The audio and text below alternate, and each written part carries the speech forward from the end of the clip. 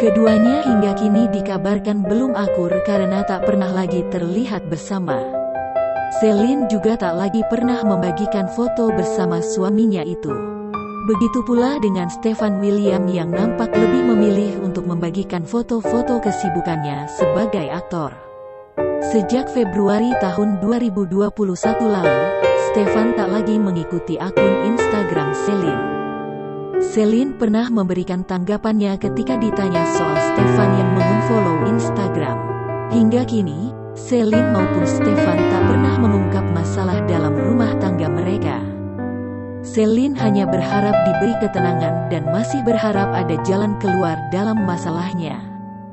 Celine dalam postingannya terbaru, mengunggah tulisan soal perbedaan pria yang salah dan pria yang tepat. Beberapa waktu lalu, Stefan sempat mengunggah foto-foto anaknya, termasuk anak sambungnya. Namun apapun yang terjadi kelak, Stefan berjanji akan menjaga anak